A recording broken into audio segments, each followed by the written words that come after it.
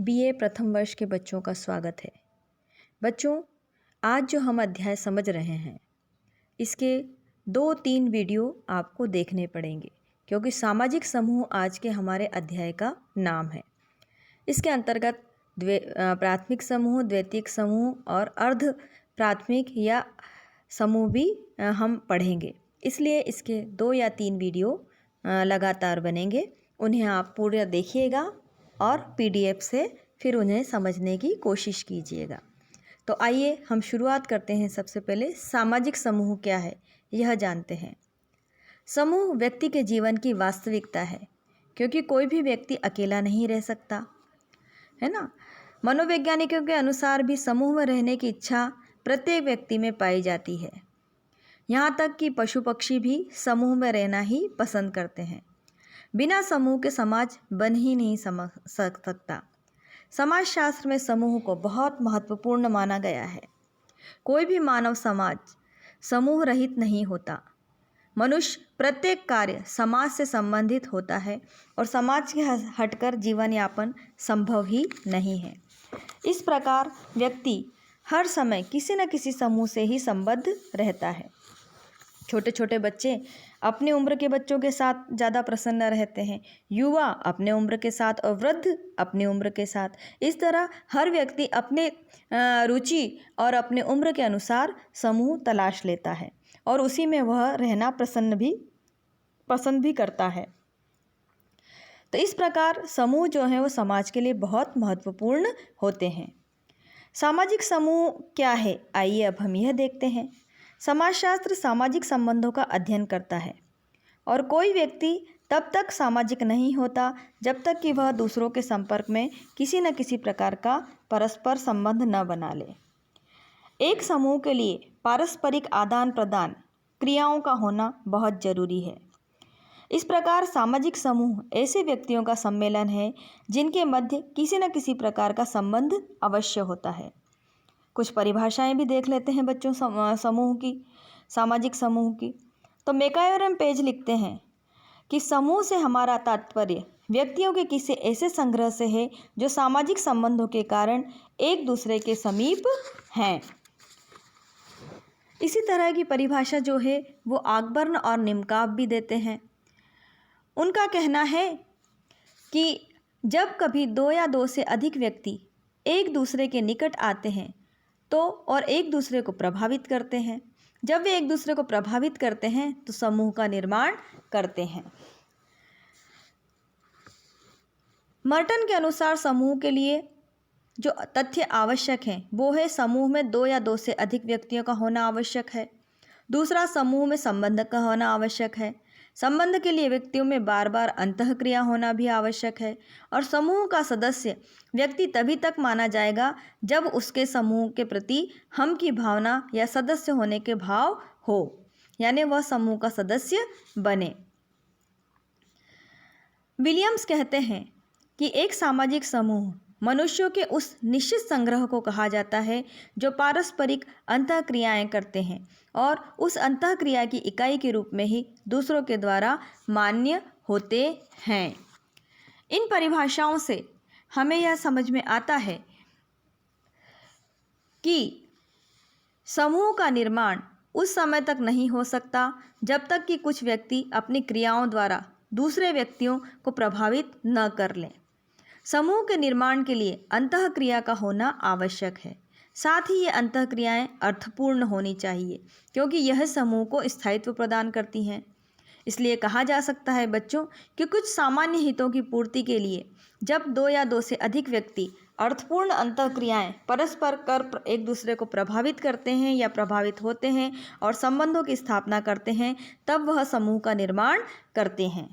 आइए अब हम समूह की विशेषताओं को समझते हैं।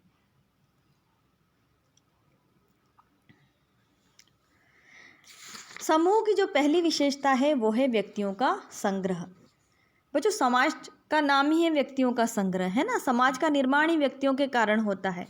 तो सबसे पहले समूह का निर्माण कब होगा? जब 2 या 2 से अधिक व्यक्ति होंगे। अकेला व्यक्ति समूह का निर्माण नहीं कर सकता। तो सबसे पहले जो विशेषता है वो है व्यक्तियों का संग्रह। समूह का निर्माण पारस्परिक रूप से संबंधित व्यक्तियों द्वारा होता है, जिनमें पारस्परिक आदान प्रदान की क्रिया आवश्यक होती है, भले ही वे प्रत्यक्ष रूप से एक दूसरे के निकट न हों।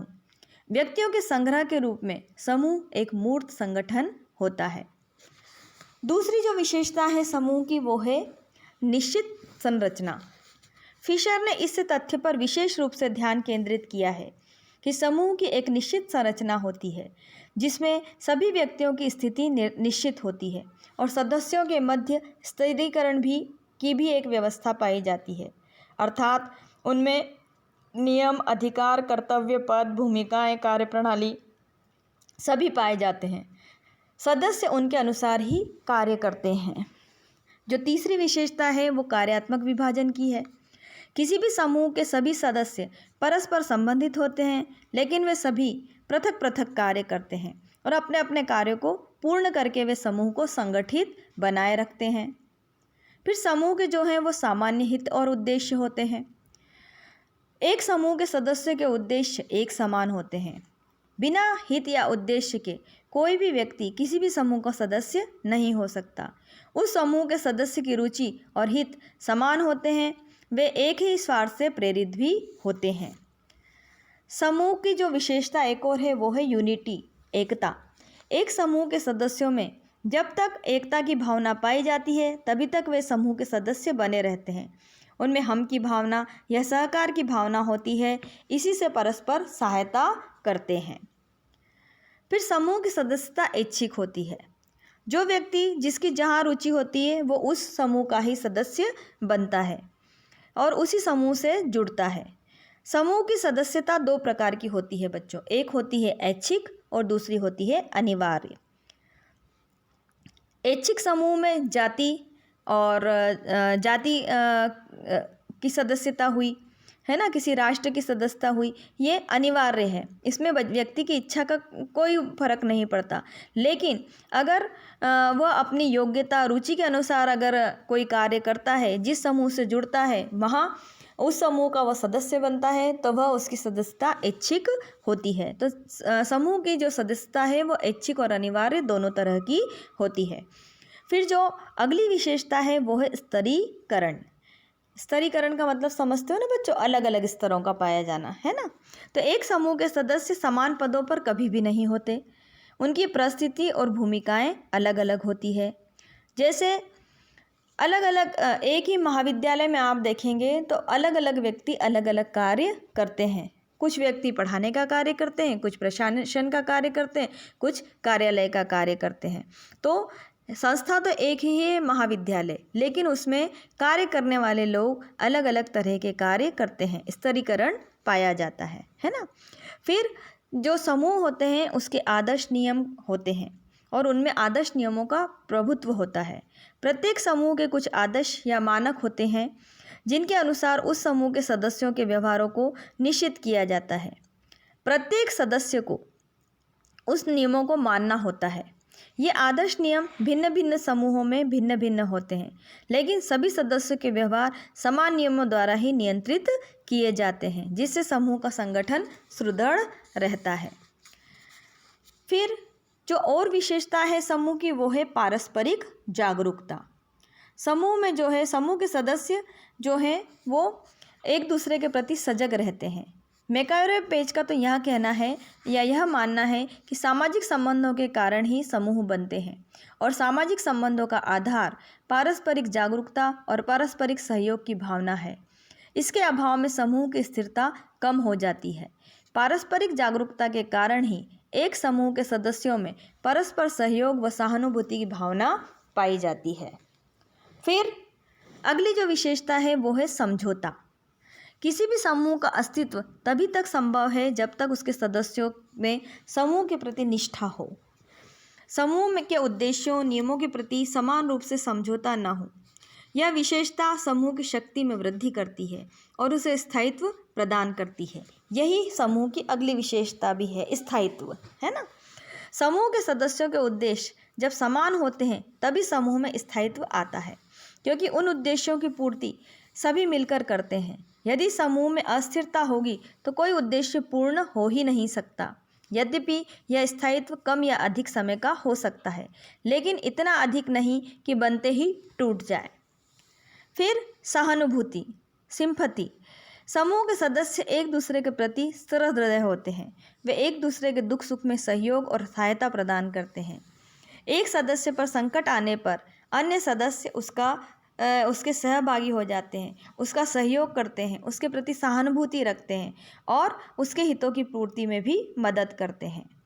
और लास्ट जो सामाजिक समूह की विशेषता है वो है सामाजिक संबंध।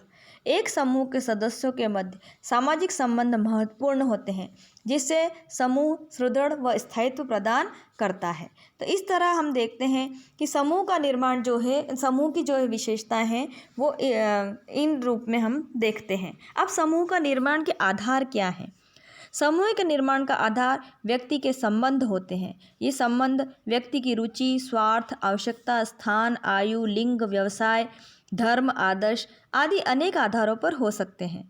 जैसे कि एक धर्म में विश्वास रखने वालों का एक समूह होगा, विभिन्न आयु, लिंग आदि का अलग अलग समूह होगा। अभी मैंने बताया आपको, बच्चे बच्चों में खुश रहते हैं, युवा युवाओं में खुश रहते हैं। तो सामाजिक परिस्थितियाँ व आवश्यकताएं भी समूह निर्माण में महत्वपूर्ण हैं। कहने का आशय यह है बच्चों कि समूह के निर्माण के अनेक आधार हैं, जिनका उल्लेख करना जो है बहुत कठिन कार्य है। फिर भी कुछ आधारों पर हमारे समाजशास्त्रियों ने समूह का उल्लेख किया है। उनका मानना है कि रक्त संबंध या एक ही पूर्वज की उत्पत्ति से मानने में विश्वास, विवाह, जादू टोने, धर्म में समान विश्वास, समान भाषा, समान लोकाचार, समान रीति रिवाज, एक ही भूमि का स्वामित्व, पड़ोस, समान व्यवसाय, समान उत्तरदायित्व, पारस्परिक सहयोग, साथ साथ रहकर कार्य करना, एक समान शत्रु होना, एक ही संस्था से संबंधित होना, ये सब समूह के निर्माण के आधार होते हैं। मर्टन ने समूह के निर्धारण के 28 आधारों का उल्लेख किया जा सकता है। हम यह कह सकते हैं बच्चों कि समूह का आधार सामान्य उद्देश्य, हित, भाषा, निवास आदि के आधार पर माना जा सकता है।